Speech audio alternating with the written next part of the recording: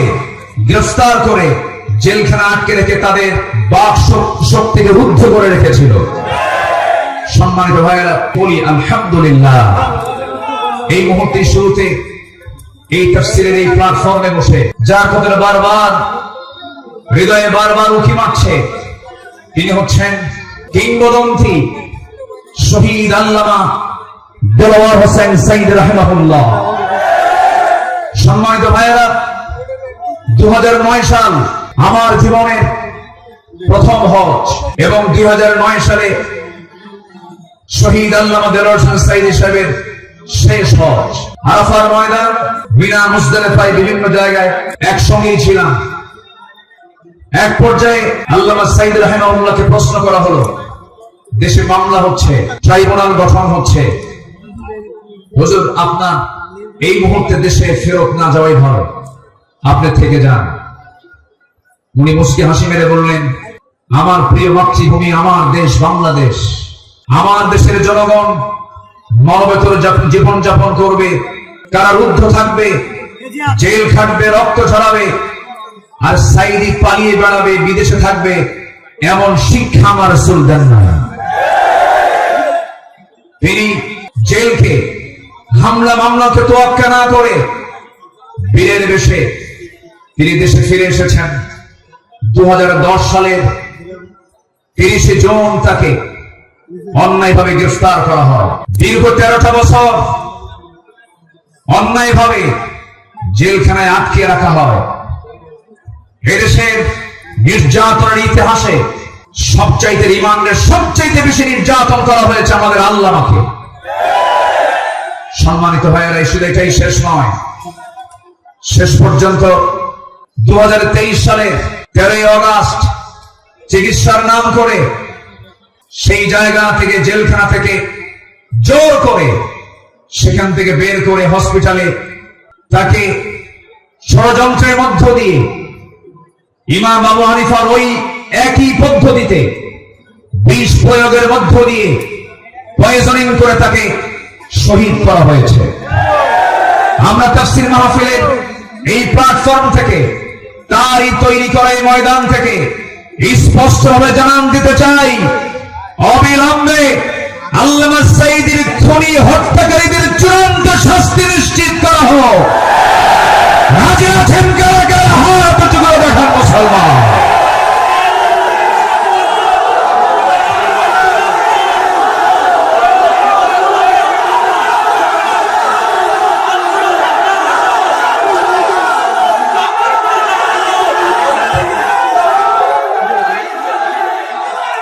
আল্লাহ কবুল করুন, জোরে বলি আমিন। 3 অপরাধের কোনো ক্ষমা নাই। কয়টা? 3 অপরাধের কোনো ক্ষমা নাই। নাম্বার 1 কতলুন নফস, যারা হত্যাকারী তাদের কোনো ক্ষমা হতে পারে না।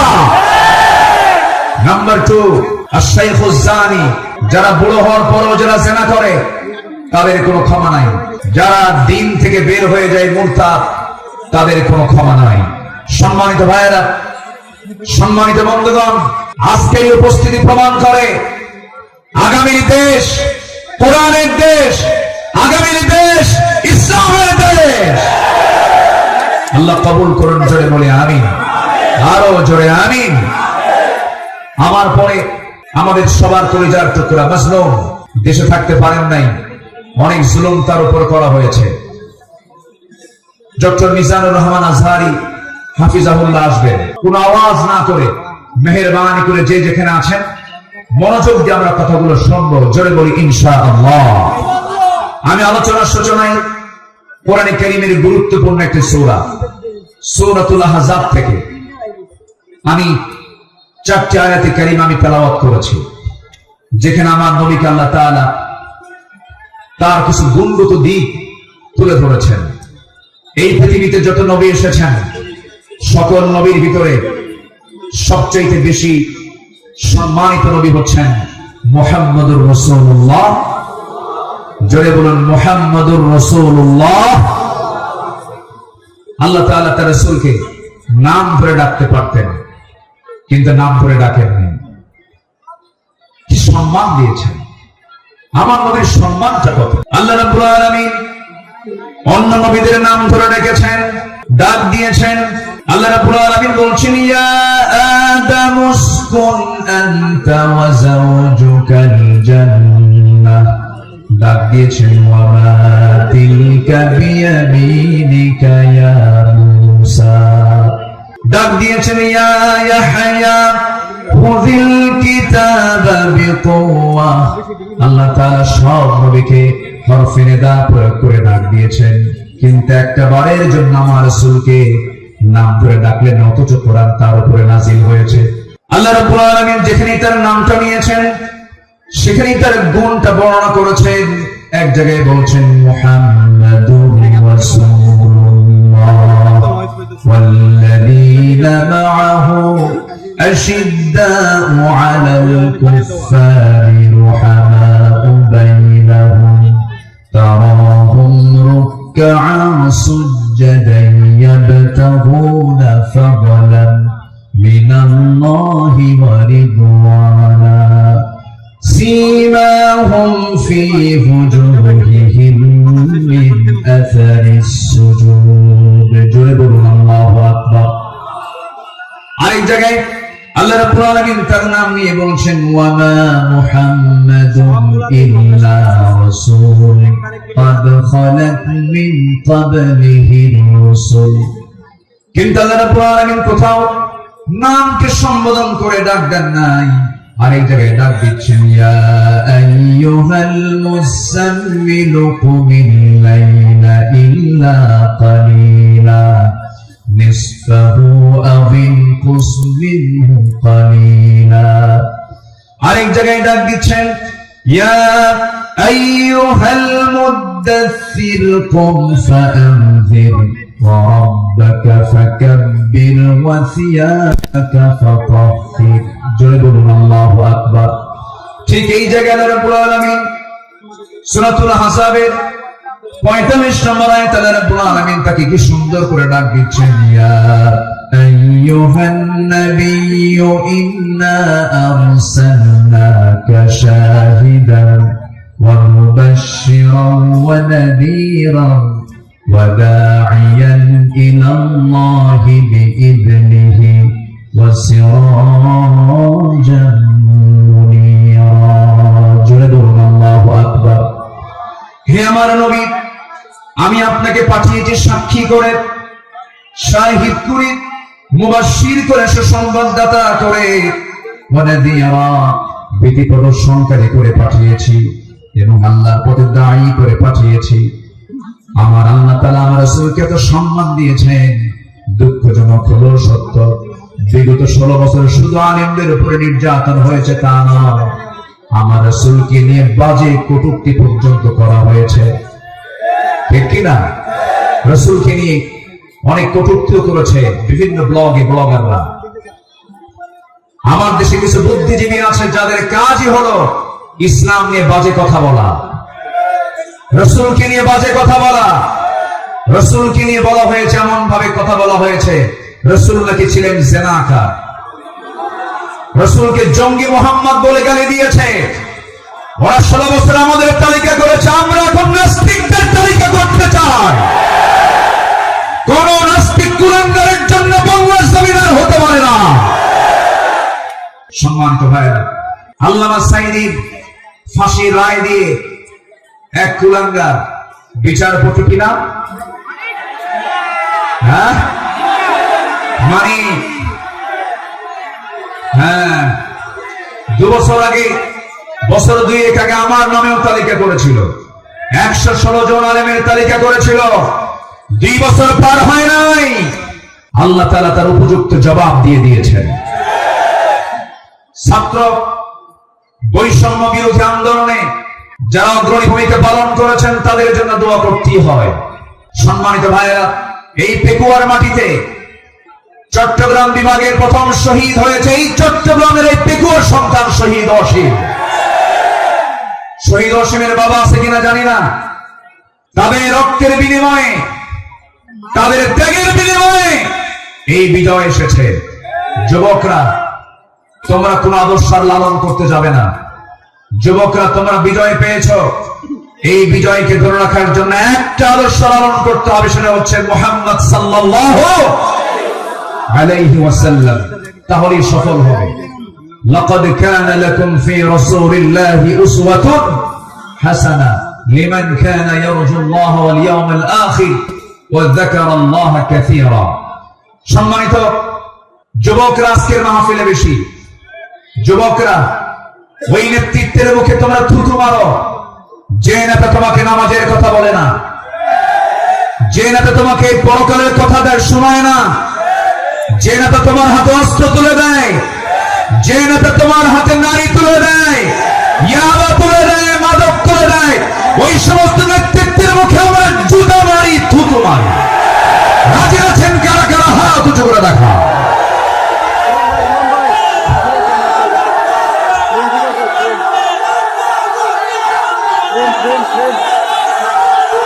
আল্লাহ কবুল করুন, জোরে বলি আল্লাহুম্মা আমিন। যুবকরা, তোমাদের হাতে আগামী বাংলাদেশ, নতুন বাংলাদেশ গড়ার জন্য কোন আদর্শ আমরা বলি না, আমরা বলি উসওয়ায়ে হাসানা, নবীর আদর্শ, নবীর আদর্শ, নবীর আদর্শ। আল্লাহ কবুল করুন, জোরে বলি আমিন। প্রত্যেক মাহফিলে টাইম সিলেকশন থাকে না, আজকের মাহফিলে টাইম সিলেকশন আছে। আমাকে খুব অল্প সময়ের মধ্যে হয়তো আমাকে শেষ করতে হবে, এই জন্য আমাকে সামারাইজ করে, সংক্ষিপ্ত করে কিছু কথা বলতে হচ্ছে। সম্মানিত ভাইয়েরা, সম্মানিত বন্ধুগণ, এই মাহফিলের এই প্ল্যাটফর্মে 16 বছর যারা এই কাজ করেছেন তাদেরকে ভালোভাবে মাহফিল করতে দেওয়া হয়নি। আমি আব্দুল্লাহ আমিন, আমাকে কত জায়গা থেকে মাহফিলের এই প্ল্যাটফর্ম থেকে, এই চেয়ার থেকে কতবার ধরে নিয়ে যাওয়া হয়েছে, এটার হিসাব আমার নাই। সাতক্ষীরায় গেলাম, খুলনায় গেলাম, পাবনাতে, পাবনার দারুল আমান ট্রাস্ট আল্লামা সাঈদীর শেষ মাহফিল ছিল 2010 সাল। এরপরে 2011, 12, 13, 14 এই কয়েক বছর মাহফিল কোনো মতো করতে পারছি। এরপরেই 2015 সালে সেই মাহফিল করতে গিয়ে আমাকে লক্ষ্য করে গুলি পর্যন্ত করা হয়েছে। সম্মানিত ভাইরা, এরকম করে তারা চেয়েছিল এই আওয়াজকে বন্ধ করতে, কিন্তু না, কোরআনের আওয়াজ যারা বন্ধ করতে চেয়েছে তাদের আওয়াজই বন্ধ হয়ে গেছে। তারা কি আছে? আলেমরা পালায়, আসতে পারে, আলেমরা পালায়। পালায় কারা? আমাদেরকে যারা রাজাকার বলে গালি দিয়েছে, পাকিস্তানি রাজাকার বলেছে, আমরা কেউ পাকিস্তান যাই নাই, দিল্লি রাজাকার সব দিল্লি গিয়ে বসে আছে।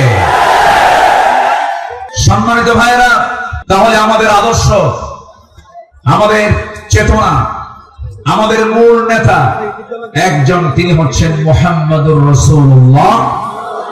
মুহাম্মাদুর রাসূলুল্লাহ, রাসূলকে আমরা মানবো এক জায়গায় না সব জায়গায়? আসতে বলবেন না, এক জায়গায় না সব জায়গায়। রাসূলকে নামাজে মানবেন, রাসূলকে রোজায় মানবেন, রাসূলকে দাড়িতে মানবেন, রাসূলকে মিষ্টি খাওয়াতে মানবেন, রাসূলকে আপনি উহুদে মানবেন না, রক্ত ঝরাতে মানবেন না, দাঁত ভাঙবেন না, রাষ্ট্র পরিচালনায় রাসূলকে মানবেন না, আপনি উম্মত নন, আপনি ভণ্ড, আপনি প্রতারক। রাসূলকে সব জায়গায় মানতে হবে, তিনি আমার মডেল। আল্লাহ তাআলা আমাকে শুধুমাত্র সেই নেতৃত্বে মানতে দিয়েছেন, মানার জন্য অর্ডার দিয়েছেন, তিনি হচ্ছেন মুহাম্মদ সাল্লাল্লাহু। সম্মানিত বন্ধুগণ, একটু আমার দিকে তাকান। সম্মানিত ভাইয়েরা, রাসূলুল্লাহর আদর্শ কেমন ছিল? আমার নবীজির চারিত্রিক সনদ পৃথিবীর কোন একাডেমি দেয়নি। আমার নবীজির চারিত্রিক সনদের সার্টিফিকেট দিয়েছেন স্বয়ং কে? আসতে বলবেন না, তিনি কে? আল্লাহ তাআলা। আল্লাহ রাব্বুল আলামিন তার শানে বলেছেন, ওয়া ইন্নাকা লাআলা খুলুকিন আযীম ফাসাতুবসিরু ওয়া ইউবসিরুন। আমার বন্ধুগণ,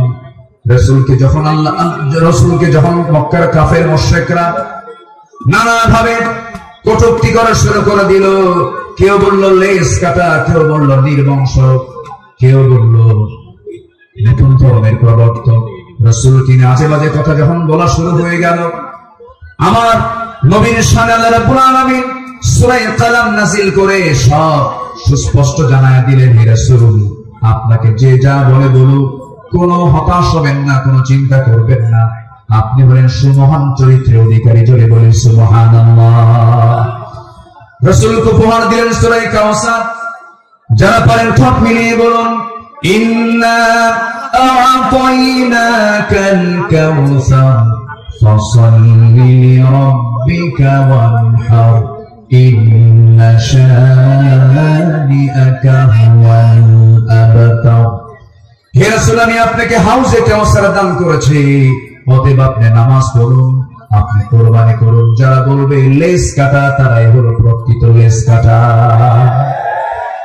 আমাদেরকে কত গালি দিয়েছে। 2013 সালে আমার একটা মাহফিল রাজশাহীতে, আমাকে ওসি মহোদয় ফোন দিয়ে বলে আপনি আসবেন না, আপনি রাজাকার। বললাম আপনি আমাকে রাজাকার বলেন, আপনি কি আমাকে চিনেন? কি শুনেছি? বললাম 1971 সালে তো আমার মায়েরই বিয়ে হয় না। 71 সালের ঘটনা, 1971 সালের ঘটনা। সাক্ষীর জন্ম হলো 76, সাক্ষীর জন্ম কি 76। তাহলে এই সাক্ষী 71-এর ঘটনা দেখলো কেমনে? রূহের জগৎ থেকে দেখছে। এইরকম করে মিথ্যাচার করে তারা চালিয়েছিল 16 বছর। ফেরাউন পৃথিবীতে বেঁচে ছিল হলো 1600 বছর, এরা ছিল 16 বছর। সংখ্যার যে মিল হলো কেমনে বুঝলাম না। একটা সংখ্যার মিল আছে না নাই? চরিত্রেরও মিল আছে। ফেরাউনের একটাই সমস্যা ছিল, সেটা হলো আমাকে ক্ষমতায় থাকতেই হবে, প্রয়োজনে আমার মানুষ দরকার নেই, মেরে শেষ করে দেব। ইযাববিহুনা আবনাআকুম ওয়া ইস্তাহইয়ুনা নিসাআকুম। ফেরাউন কি করেছিল? জীবিত মায়ের পেট চিরে ছেলে সন্তানগুলোকে হত্যা করেছিল। এই পৃথিবীতে হত্যা রাজনীতি, ক্ষমতাকে পাকাপোক্ত করার জন্য হত্যা রাজনীতি প্রথম শুরু করেছিল ফেরাউন। আর যারা পৃথিবীতে হত্যা রাজনীতি করে তারা সবগুলো ফেরাউনের প্রেতাত্মা। ফেরাউনকে আমরা বিদায় জানিয়ে দিয়েছি।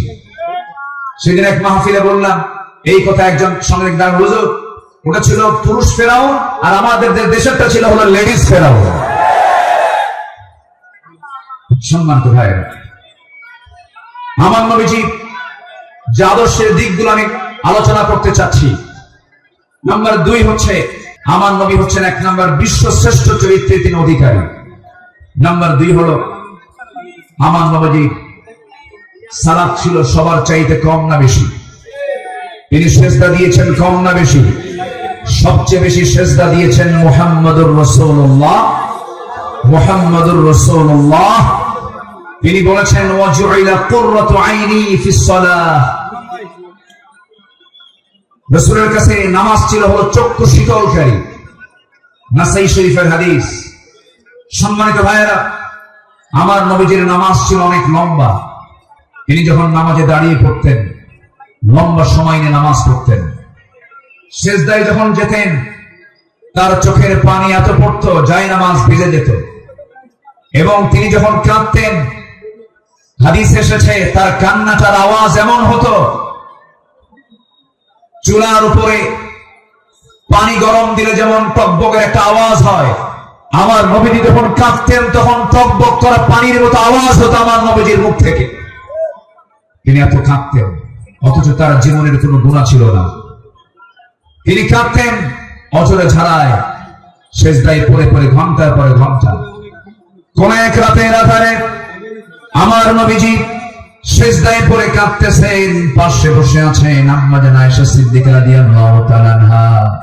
আমার নবীজি লম্বা সময় সেজদার মধ্যে পড়ে আছেন, তিনি সেজদা থেকে মাথা ওঠান না। নবীজির কোনো আওয়াজ নাই, নবীজির কোনো শব্দ নাই। ঘন্টা পার হয়ে যায়, আম্মা জান আয়েশা মনে করছেন রাসূল বুঝে ইন্তেকাল করলেন কিনা। নবীজির গায়ে চিমটি কাটলেন, চিমটি কাটার সঙ্গে সঙ্গে তিনি নড়ে উঠলেন। সালাম ফেরা শেষ হলো। রাসূল বলছেন, আয়েশা তুমি আমাকে চিমটি কাটলে কেন?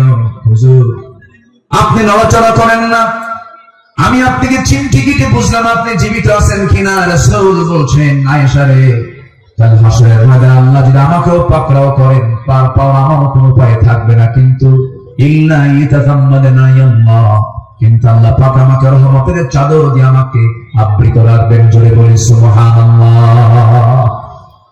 নবীজি ছিলেন নাম্বার 3 সর্বশ্রেষ্ঠ শ্রম পালনকারী। তিনি সারা জীবন প্রতি সোমবার এবং বৃহস্পতিবার তিনি শ্রম পালন করতেন। আমার নবীজি তু'রাদুল আ'মালু ইয়াওমাল ইসনাইন ওয়াল খামিস ফাউহিব্বু আন ইউ'রাদা আমালি ওয়া আনা সাইম। আমার নবীজি সোমবার এবং বৃহস্পতিবার তার রোজা কখনো বাদ হতো না। শাবান মাসে সবচেয়ে বেশি তিনি রোজা পালন করেছেন। যুবকরা, যৌবনকে কন্ট্রোল করতে হবে। তোমার যৌবন নষ্ট করা যাবে না। তোমার চরিত্র সাইয়েদনা ইউসুফের মতো হতে হবে। আগামীর নেতৃত্ব দিতে গেলে বিবাহ পূর্ব কোনো বৈধ রিলেশন করা যাবে না, নোংরামি করা যাবে না। কিছু যুবক আছে দেখতে পাবে গার্লস স্কুলের সামনে যায় কিছু যুবক আছে এতিমের মতো বসে থাকে। আছে না? কিছু আছে না? নাই? এতিমের মতো বসে থাকে, বাপও নাই মাও নাই। না, তোমার এগুলো করা যাবে না। তোমার সামনে বহু কাজ পড়ে আছে। আলিয়া তোমাকে ডাকবে, লাইলি তোমাকে ডাকবে। সাইয়েদনা ইউসুফের চরিত্র নিয়ে রাজুলুন ইযা দাআতহু ইমরাতান যাত হাসাবিন ওয়া জামালিন ইন্নী আখাফুল্লাহ। যখন তোমাকে কোন সুন্দরী নারী যখন প্রেমের প্রস্তাব দিবে, কুপ্রস্তাব দিবে, তুমি বলে ফেলবে আমি কাকে ভয় করি? আল্লাহকে ভয় করি। এই চরিত্র নিয়ে তোমাকে এগোতে হবে। তোমার যৌবনকে কন্ট্রোল করার জন্য যদি কষ্ট হয় তোমার খুব বেশি, প্রয়োজনে রোজা রেখে দেবে। বলেছেন মুহাম্মদ সাল্লাল্লাহু আলাইহি ওয়াসাল্লাম, চরিত্রকে ধ্বংস করা যাবে না। ইউরোপ আমেরিকার সবচেয়ে বড় ষড়যন্ত্র হলো মুসলিম সমাজকে উলঙ্গ করে ঘর থেকে বের করে দেওয়া। অ্যাটম বোম যতটুকু না ক্ষতিকর, তার চাইতে বড় ক্ষতিকর হলো আমেরিকার হলিউড, ভারতের বলিউড। যুবকরা, ওই সমস্ত নোংরামি তোমার জীবনে আনা যাবে না। তোমার মাথার চুল থেকে শুরু করে নিয়ে পা পর্যন্ত প্রত্যেকটা জায়গায় থাকতে হবে নবীর আদর্শ। কিসের আদর্শ? নবীর আদর্শ। মাথার চুল ইদানিং দেখা যায় মাথার চুলগুলো কাটে কেমন করে জানি, দুই দিকে চুল নাই, পিছনেও চুল নাই, একেবারে চামড়া বের করা, মাথার উপরে গোল কইরা একদম নারিকেল জিনজিরা। আছে না নাই? আছে না নাই? একদম গোল করে রেখে দেয়।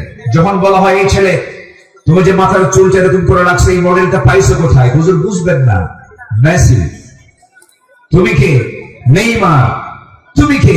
কুত্তা। কারণ নেইমার মেসিরা তো কুত্তা নিয়ে শুয়ে থাকে, ঠিক কি না?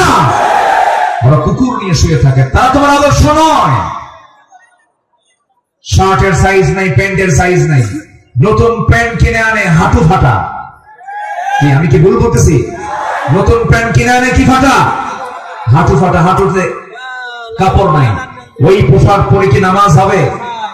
আসতে বলো, ওই পোশাক পরে কি নামাজ হবে? হবে না। নামাজ হতে হলে আগে সতর্ক থাকতে হবে। অনেকদিন আগে এক মসজিদে ঢুকলাম আমি, নামাজ শুরু করবো, ঢুকি তো 2 রাকাত নামাজ। আমাদের দেশে বিভিন্ন মসজিদে লেখা থেকে লাল বাতি জ্বলাকালীন অবস্থায় নামাজ নিষেধ। এটা মানবেন না। আমার নবীর সুন্নাহ যদি মানেন তাহলে মসজিদে ঢুকেই কয় রাকাত নামাজ পড়েছেন মুহাম্মদ সাল্লাল্লাহু আলাইহি ওয়াসাল্লাম। তো আমি ভিতরে ঢুকে নামাজ শুরু করবো, দেখি সামনে এক যুবক নামাজে দাঁড়াইছে, এরকম একটা প্যান্ট আর শার্ট নিয়ে। তো ভাবলাম দেখি ওর নামাজটা আগে দেখি। রুকুতে যখন গেছে, রুকুর খেলায় দেখি শার্ট উপরে, প্যান্টটা নিচের দিকে, মাঝখানে ফাঁকা। তো ভাবলাম এটি রুকুর হাল, সেজদায় যে কি হবে আল্লাহ জানে। সেজদায় যখন গেছে তখন দেখি প্যান্ট খুলে আন্ডার প্যান্ট বেরিয়েছে। এই হলো পোশাকের হাল। এই জাতীয় কোন পোশাক যুবকরা পরবে না। তোমার সূরত এবং সিরাত হতে হবে নবীর আদর্শ উজ্জীবিত, নবীর আদর্শের মতো হতে হবে, নবীর আদর্শকে লালন করতে হবে। সম্মানিত ভাইয়েরা, নাম্বার 4, আমার নবী ছিলেন অশেষ দানশীলতার শ্রেষ্ঠ একটা উদাহরণ। তিনি বেহিসাবি দান করতেন, কিচ্ছু রাখতেন না, সব দিয়ে দিতেন দিন প্রতিষ্ঠার সংগ্রামে। রাসূল যেদিন মারা যাবেন, আমার নবীজির ইন্তেকালের সময় হয়ে গেল, নবীজি দুনিয়া থেকে বিদায় নেবেন। আম্মা জান আয়েশার মাথা, আম্মা জান আয়েশার উরুর উপরে মাথা রেখেছেন। নবীজি যে কোনো মুহূর্তে দুনিয়া থেকে বিদায় নেবেন।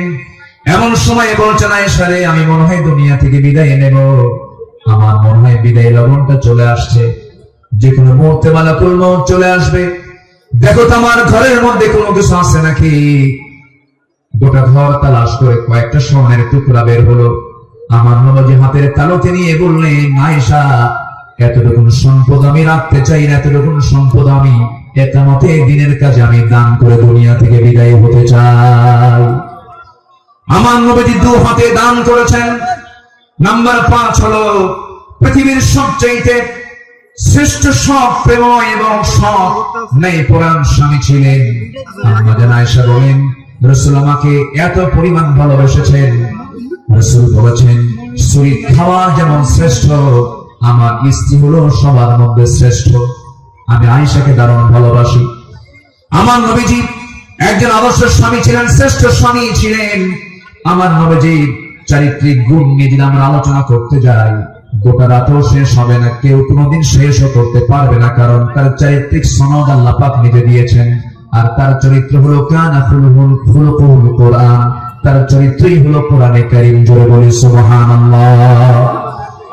আমার নবীর নাম্বার 6, তিনি ছিলেন একজন অলংকারিত শ্রেষ্ঠ বাবা। এমন বাবা পৃথিবীতে আর খুঁজে পাওয়া যাবে না। রাসূল 4 মেয়ের বাপ ছিলেন। কয় মেয়ের বাপ ছিলেন বলে? আস্তে কয় মেয়ের বাপ ছিলেন? আল্লাহ পাক আমাকেও আপনাদের দোয়ায় 4টা মেয়ের বাবা আমাকে বানিয়েছেন। এত আস্তে আলহামদুলিল্লাহ বললেন, বিয়ে কি আপনি দিবেন নাকি? এটা জোরে বলেন না আলহামদুলিল্লাহ। 4টা মেয়ের বাবা ছিলেন মুহাম্মদ সাল্লাল্লাহু আলাইহি ওয়াসাল্লাম। নবীজি মেয়েদেরকে বিয়ে দিয়েছেন। সাইয়েদনা ওসমানকে মেয়ে দিয়েছেন, আবার সাইয়েদনা আলীকেও মেয়ে দিয়েছেন। একজনকে দিয়েছেন ধনী ছেলের সাথে, আরেকজনকে দিয়েছেন গরিব ছেলের সাথে। রাসূল কি ব্যালেন্স করেছেন। সবচেয়ে প্রিয়, সবচেয়ে আদরের দুলালী ফাতিমাকে গরিব ছেলের সঙ্গে বিয়ে দিয়েছেন। বিয়ে যেদিন দিলেন, রাসূল বললেন, ও ফাতিমা, আমি তোমাকে এমন স্বামী তোমার হাতে তুলে দিলাম, এমন স্বামী আমি তোমাকে দিলাম, যার সম্পদ নাই, টাকা নাই, পয়সা নাই, ঘর নাই, বাড়ি নাই, কিচ্ছু নাই, কিন্তু মাথা থেকে পা পর্যন্ত তাকওয়া দিয়ে ভরা। জোরে বলে সুবহানাল্লাহ। এমন স্বামী তোমাকে দিলাম। চলে যাও বাবার ঘর থেকে স্বামীর ঘরে গিয়ে করে খাও। মৃত্যুর দিন পর্যন্ত যেন স্বামীর বিরুদ্ধে একটা নালিশ আমার কানে না আসে। এই কথা বলে বিদায় দিয়ে দিলেন। আমার নবীজি 3 দিন পার হয় নাই, ফাতিমাকে না দেখলে কি অস্থির হয়ে যেতেন। আমার ফাতিমা কোথায় গেল, আমার ফাতিমা কোথায় গেল। আমার নবীর ঘরে একদিন ফাতিমা আসলেন। বসে বসে তিনি সালাত আদায় করছেন। রাসূল বলছেন, ফাতিমা, বসে বসে নামাজ পড়া তো তোমার ঠিক নয়, তুমি তো যুবতী মানুষ। এবার তিনি বলছেন, আব্বা জান, আমিও জানি আমি বসে বসে নামাজ পড়ি না, কিন্তু দাঁড়িয়ে দাঁড়িয়ে নামাজ পড়ার হেতু হলো, আমি যে দাঁড়িয়ে দাঁড়িয়ে নামাজ পড়বো, আমার গায়ে যে জামাটা দেখতে পাচ্ছেন বাবা, এর পিছনের একটা অংশ তালিযুক্ত অংশ আছে। আমি যদি দাঁড়িয়ে থেকে নামাজ আদায় করতে যাই, আপনার চোখে এই তালি অংশটুকু পড়তে পারে। আপনি হয়তো আমার স্বামীর ব্যাপারে নেগেটিভ সেন্স আনতে পারেন, আরে আমার মেয়ে কালী কাপড়ে কষ্ট দেয়, আমার স্বামীর এতটুকু দুর্নাম প্রকাশ পেয়ে যাক, আমি এটা চাই নাই বলে আমি বসে বসে নামাজ আদায় করছি। জোরে বলি সুবহানাল্লাহ। এবং মেয়েকে বিয়ে দিয়ে বললেন, ও আমার মেয়ে ফাতিমা, স্বামীর ঘরে চলে যাও, মৃত্যুর দিন পর্যন্ত যেন স্বামীর বিরুদ্ধে একটা নালিশ যেন আমার কানে না আসে। সংসার করে খাও। বিয়ের পরে বাবার ঘরের চাইতে শ্রেষ্ঠ ঘর হলো স্বামীর ঘর, স্বামীর ঘরে করে খাও। কিন্তু আজকের বাপরা কি তা করে? আজকের বাপরা কি কয় জানেন? মেয়ে বিয়ে দিয়ে কয়, মা চলে যা স্বামীর ঘরে, যদি কিছু বলে শুধু ফোন দিবি, খাইয়া ফালাবো। ঠিক আছে না? এই আচরণ করা ঠিক নয়। আমার নবীজি একদিন বসে আছেন, ফাতিমা রাদিয়াল্লাহু তাআলা আনহা তিনি তার আব্বার সঙ্গে দেখা করার জন্য আসছেন। এসে বলছেন, আব্বা, আপনি হলেন রাষ্ট্রপ্রধান, আপনি যা বলবেন তাই হয়ে যাবে। আমি অভিযোগ নিয়ে আসি না, স্বামীর সঙ্গে পরামর্শ করে এসেছি। আমরা যে ঘরে থাকি ভাড়ার ঘর, মেঝেটা কাঁচা, গায়ে পায়ে কাপড়ের ময়লা লেগে যায়। আপনার 2টা নাতি হাসান হোসেন, এদেরকে নিয়ে আমি সামলাতে পারি না। দেখুন তো একটা খাদেম নিযুক্ত করা যায় নাকি, একটা কাজের মানুষ নিযুক্ত করা যায় নাকি? আমার রাসূল বলছেন, ও আমার কলিজার টুকরা মেয়ে ফাতেমা, এদিকে আসো। তোমার বাবা তার নিজের কাপড় নিজে ধৌত করে, নিজের ঘর নিজে ঝাড় দেয়। তোমার পিতা কারো সাহায্য নেয় না তার ব্যক্তিগত কাজের ক্ষেত্রে। আমি চাই আমার মেয়ে ফাতিমা তুমি এমনই থেকে যাও, দুনিয়াটাকে বড় করার চেষ্টা করো না ফাতিমা। আমি তোমাকে একটা আমল শেখায় দিচ্ছি, তুমি যাও সে আমলটা করো। সুবহানাল্লাহ, আলহামদুলিল্লাহ, আল্লাহু আকবার 33 বার করে সকাল সন্ধ্যা পড়বে। আমার আল্লাহ তোমার সমস্ত কাজের জিম্মাদার হয়ে যাবেন। জোরে বলি সুবহানাল্লাহ। আমার বন্ধুগণ, নাম্বার 7 হলো রাষ্ট্রে প্রথম মসজিদ প্রতিষ্ঠা তিনি করেছেন, ইসলামী সংস্কৃতি প্রতিষ্ঠা করেছেন। নাম্বার 8 হলো বিশ্ববাসীর জন্য তিনি প্রেরিত কোরআনের প্রথম এবং শ্রেষ্ঠ প্রধান শিক্ষক তিনি। ইন্নামা বুইসতু মুআল্লিমান বুইসতু লিউতাম্মিমা মাকারিমাল আখলাক। রাসূল বলেন, আমি পৃথিবীতে প্রেরিত হয়েছি মানুষের চারিত্রিক মানকে তার চূড়ান্ত শিখরে পৌঁছে দেওয়ার জন্য। জোরে বলি সুবহানাল্লাহ। নাম্বার 9 হলো যুদ্ধের ময়দানে তিনি ছিলেন অগ্রগামী, সাহসী একজন নেতা। বদর, উহুদ, খন্দক এই সমস্ত যুদ্ধ তার প্রমাণ। প্রতিটা যুদ্ধে আমার নবী সবার পেছনে না সবার আগে? সবার পেছনে না সবার আগে? সবচেয়ে মার খেয়েছেন উহুদের ময়দানে, সবচেয়ে বেশি রক্ত ঝরিয়েছেন মুহাম্মদুর রাসূলুল্লাহ সাল্লাল্লাহু আলাইহি ওয়াসাল্লাম। নাম্বার 10, সর্বদা তওবার জন্য অস্থির চিত্তের অধিকারী, অস্থির মনের অধিকারী। সর্বদা তিনি তওবা করতেন এবং তিনি বলতেন, তুবু ইলাল্লাহ ফাইন্নী আতুবু ফিল ইয়াউমি 100 মাররা। ও আমার সাহাবীরা, তোমরা বেশি করে তওবা করো, আমি বিশ্বনবী সারা দিনে 100 বারেরও বেশি বার তওবা করি। আল্লাহু আকবার। এই আমলগুলো আল্লাহ পাক সবাইকে করার তৌফিক দান করুন। জোরে বলি আমিন। নাম্বার 11, এই পৃথিবীতে তিনি সবচেয়ে বড় জাকির ছিলেন, সবচেয়ে বেশি তিনি জিকির করনেওয়ালা ছিলেন মুহাম্মদ সাল্লাল্লাহু আলাইহি ওয়াসাল্লাম। তিনি বলেছেন, মান ক্বালা সুবহানাল্লাহ ওয়া বিহামদিহি ফি ইয়াউমিন 100 মাররাতিন হুত্তাত খাতায়াহু ওয়া ইন কানাত মিসলা যাবাদিল বাহর। অর্থাৎ যদি কেউ 100 বার সুবহানাল্লাহ ওয়া বিহামদিহি এটা যদি বলতে পারে, তাহলে সমুদ্রের ফেনা পরিমাণও যদি গুনাহ হয়, সেই গুনাহ আল্লাহ পাক তার জীবন থেকে সাফ করে দিবেন। রাসূল তার জিহ্বা সর্বক্ষণ কার জিকিরে ব্যস্ত থাকতো? আস্তে বলুন, কার জিকিরে ব্যস্ত থাকতো? আল্লাহর জিকির। নাম্বার 12 হলো ধৈর্যশীলতার জীবন্ত উদাহরণ ছিলেন মুহাম্মদুর রাসূলুল্লাহ সাল্লাল্লাহু আলাইহি ওয়াসাল্লাম। ধৈর্য কাকে বলে, ধৈর্য কি, তার বাস্তব প্রমাণ হচ্ছেন মুহাম্মদ সাল্লাল্লাহু আলাইহি ওয়াসাল্লাম। মক্কায় 13টা বছর তিনি মার খেয়েছেন, কত নির্যাতন সহ্য করেছেন, কত অত্যাচার তিনি সহ্য করেছেন। মক্কায় 13 বছরের সাহাবায়ে কেরামকে মেরে মেরে রক্তাক্ত করেছে। খাব্বাবকে মেরে জ্বলন্ত অঙ্গার পিঠের মধ্যে ঢুকে গেছে, চর্বি দিয়ে অঙ্গার নিভে গেছে, তবুও তাদের বুক থেকে একবারের জন্য বাপ যায়নি লা ইলাহা ইল্লাল্লাহ। কি ধৈর্যশীলতার তিনি পিরামিড ছিলেন, ধৈর্যের এক পিরামিড ছিলেন মুহাম্মদ সাল্লাল্লাহু আলাইহি ওয়াসাল্লাম। মক্কার মাটিতে নির্যাতন করা হয়েছে, সাহাবায়ে কেরামদের উপর অমানবিক পাশবিক অত্যাচার করা হয়েছে, কিন্তু এক চুল পরিমাণ তারা মরেন নাই। বেলালের কথা কে না জানেন, সুমাইয়ার কথা কে না জানেন, ইয়াসার পরিবারের কথা কে না জানেন। এই সমস্ত সাহাবায়ে কেরামের রক্তদানের মধ্য দিয়ে দিন কায়েম হয়েছে। সম্মানিত ভাইয়েরা, দিন কায়েমের জন্য যদি ধৈর্যের পরিচয় দিয়ে 13 বছর মক্কায় মার খেয়ে মদিনার 10 বছরে যদি সাহাবায়ে কেরামের জীবন দিতে হয়, আমার নবীজির দামদা মোবারক শহীদ করতে হয়, কোমর যদি হারাতে হয়, আমার নবীজির মাথা থেকে পা পর্যন্ত অসংখ্য আঘাতের চিহ্ন যদি বহন করতে হয় নবীজির জীবন থেকে, সেই দিন কায়েমের জন্য আগামীর বাংলাদেশ আমরা দিন প্রতিষ্ঠার জন্য যদি আমাদের রক্ত দিতে হয়, জীবন দিতে হয়, সেই নবীর পন্থায় কি জান মাল কোরবান দিতে রাজি আছেন? রাজি আছেন কারা কারা? হাত উঁচু করে আল্লাহকে সাক্ষী রেখে দেখায় দেন।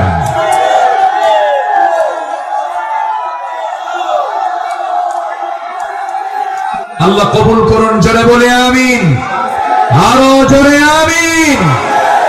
বাইরে জীবন দেওয়া তো সস্তা না, যত রক্ত লাগে দেব, প্রয়োজনে লোক পাঠাবো, আমি যাব না। এই চরিত্রের মুনাফিক আমার দেশে আছে না নয়? আবু সাইদরা জীবন দেয়, আমার দেশের কিছু মুফতিরা ফতোয়া দেয়, ও তো শহীদ হয় নাই। আবু সাইদরা জীবন দেয়, শহীদ অসীমরা জীবন দেয়, আমার দেশের কিছু ফতুয়া সন্ত্রাস, এগুলো ফতুয়া সন্ত্রাস, এরা ফতুয়া দেয় নাকি শহীদ হয় নাই। তুমি কোন কিছু করছো? আমার দেশে 16 বছর অনেক ওলামা, অনেক আলেম আমার দেশে অবস্থান করছেন, এখনো আছেন।